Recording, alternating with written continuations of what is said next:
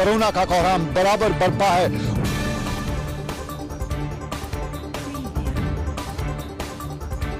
होशियार और खबरदार रहने की जरूरत है।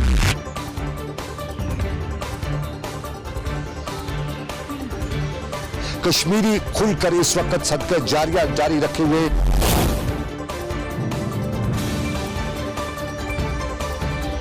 हमारी ये डॉक्टर साहिबान जो है ये हमारे लिए एक असासा है।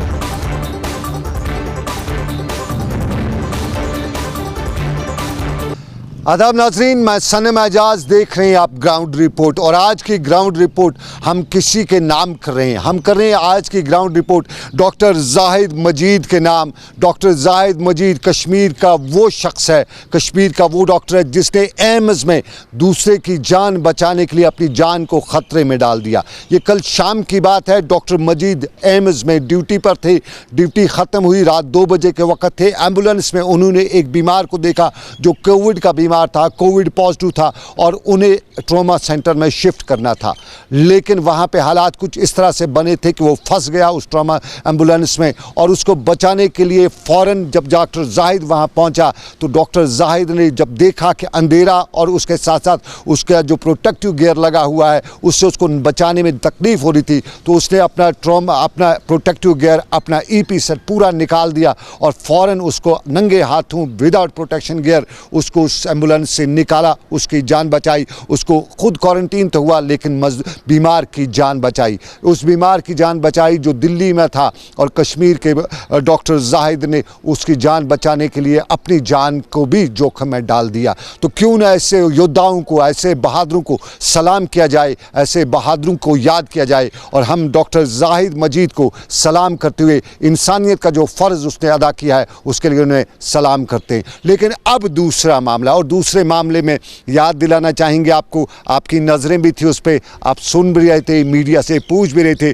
और ये था कि कश्मीर के इंटरनेट का 2G वाला 4G कब होगा। और 4G के हवाले से आज आखिरी फैसला भी होना था।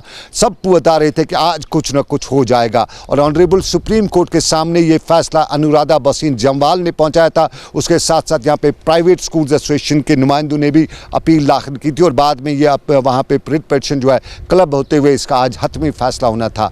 पिछली बार 1-2 बार सरकार के नुमाइंदे भी ऑनरेबल सुप्रीम कोर्ट के सामने पेश हुए थे, अपने उजरात को पेश भी किया था, लेकिन आज उम्मीद थी कि आज ऐसा होगा, लेकिन आज भी नहीं हुआ। और आज ऑनरेबल सुप्रीम कोर्ट की तरफ से जो हुक्मनामा जारी हुआ उसमें बताया गया कि कमेटी बनाई जाएगी और ये कमेटी MHA के सेक्रेटरी की सरबराही में होगी, जिसमें कमिश्नर, सेक्रेटरी हेल्थ होंगे, सेक्रेटरी इंफॉर्मेशन होंगे, मरकज़ी सेक्रेटरी इंफॉर्मेशन होंगे और जम्मू कश्मीर के चीफ सेक्रेटरीज में होंगे। और कमेटी अपनी रिपोर्ट तैयार करेगी और उस रिपोर्ट के आधार पर, उसी रिपोर्ट की बुनियाद पर इसका फैसला सुनाया जाएगा। उम्मीद थी सरकार आज हाँ बोलेगी क्योंकि 4G की बात थी। और आज ऑनरेबल सुप्रीम कोर्ट माफ़ कीजिएगा, सुप्रीम कोर्ट आज हाँ बोलेगी। और सुप्रीम कोर्ट ने आज हाँ भी नहीं बोला, ना भी नहीं बोला और फैसला कमेटी के हवाले कर दिया। यूँ कह सकते हैं कि अभी उम्मीद और लंबी है, करनी है, क्योंकि सरकार का, अगर सरकार के सेक्रेटरीज़ को ये फैसला करना होता उनकी कमेटी को, तो फिर ये कब का हुआ होता। यानी एक बहाना भी चाहिए था और बहाना अब लंबा भी मिल सकता है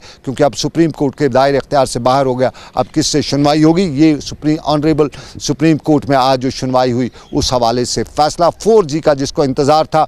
आम लोग यही कहते थे कि 4G है, उनके बच्चों को इस लॉकडाउन में तालीम हासिल करनी है और 4G से वो तालीम हासिल करें। लेकिन एक और मज़े की बात आपको बताता चलूँ, ये 4G का मामला जो है ये कश्मीरी को और भी संगीन पड़ रहा है।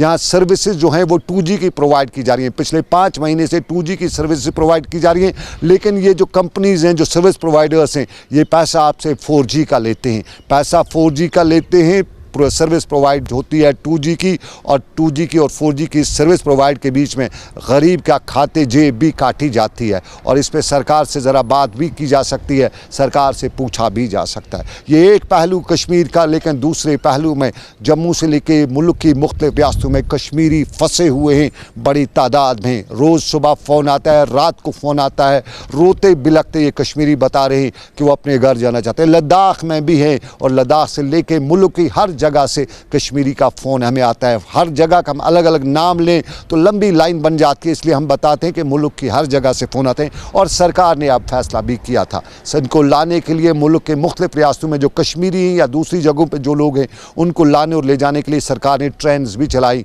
जम्मू से श्रीनगर के लिए बस भी चली है।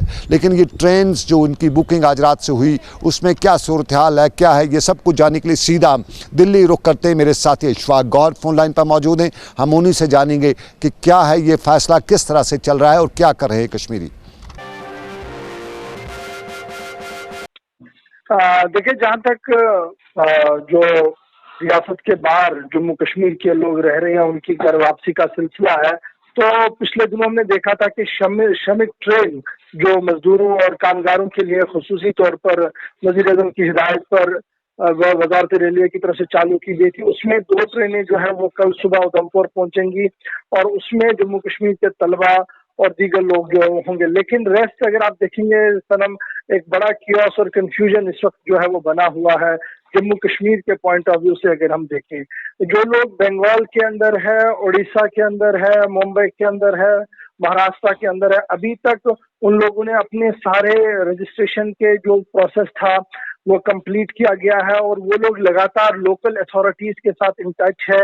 लेकिन अभी तक भी उन्हें ये नहीं बताया गया कि स्टेट एडमिनिस्ट्रेशन की तरफ से क्या कुछ उन्हें करना होगा, यानी जम्मू कश्मीर यूटी की तरफ से कोई भी ग्रीन सिग्नल अभी तक नहीं उन्हें दिया गया है कि किस दिन उनकी इवैक्यूएशन होगी, जिसके बाद काफी ज्यादा तनाव जो है वहां पर उन रियासत के लोगों को जो है वो इस वक्त उठाना पड़ रहा है। एक और दूसरा जो हम सरकारी सतह पर देखेंगे, जहां 600 ट्रेनें चलाने की बात कल वज़ीर-ए-आज़म साहब ने खुद कही थी, वहीं पर आज से बाज़ाब्ता तौर पर आज 4 बजे से बाज़ाब्ता तौर पर जो पैसेंजर ट्रेन है उनको महदूद एरियाज के अंदर चलाने का भी मंसूबा है और इस सिलसिले में आज 4 बजे से यह सिलसिला शुरू हो जाएगा और एसी क्लास ट्रेन जो है वो चलाई जाएंगी और वो भी डेजिग्नेटेड प्लेसेस के लिए है। उनमें जम्मू उधमपुर रेलवे स्टेशन को भी ज्वाइन जो है वो करवाया गया है। तो इस तरीके से वहां से कुछ लोग जो है वो आ सकते हैं, लेकिन काफी मुश्किल मामला अभी लग रहा है क्योंकि 4 बजे जो काउंटर खुलेगा तो कितने लोग उस पर टिकट ले पाएंगे। और अभी जो हम यहाँ दिल्ली के अंदर देख रहे हैं, दिल्ली रेलवे स्टेशन पर जिस तरीके का माहौल है और हजारों की तादाद में लोग जिस तरीके से आने की कोशिश में है, तो उससे खतरा जो है वो और ज्यादा बढ़ रहा है जो इस वक्त कोविड-19 का है। साथ साथ एक और चीज अभी जो थोड़ी देर पहले हमें शहरी हवाबाजी वजारत की तरफ से खबर मिली है वो ये है कि इंडियन एयरलाइंस की तरफ से शहरी हवाबाजी वजारत को कहा गया है कि उन्हें महदूद एयरपोर्ट्स पर चलने की इजाजत दी जाए, जिसके बाद शहरी हवाबाजी के जो वजीर है उन्होंने उस रिक्वेस्ट को अभी एक्सेप्ट भी नहीं किया और ना ही रिजेक्ट किया। उन्होंने इस बात को माना है कि जो प्रपोजल है वो मूव किया गया है और डीजीसीए जो है डायरेक्टर जनरल जो है सिविल एविएशन के, उन्होंने थोड़ी देर पहले दिल्ली अंतर्राष्ट्रीय हवाई अड्डे पर भी और दिल्ली के जो डोमेस्टिक एयरलाइंस वाला एरिया है उसको मॉनिटर किया है, वहां पर सैनिटाइजेशन, पार्किंग और हर तरह की फैसिलिटी को चेक किया है। तो उससे ये आसार जरूर मिल रहे हैं कि शायद आज या कल इस हवाले से भी कोई ना कोई फैसला होगा जिसमें महदूद दायरे में फिजाई सर्विस जो है वो बहाल हो सकती है।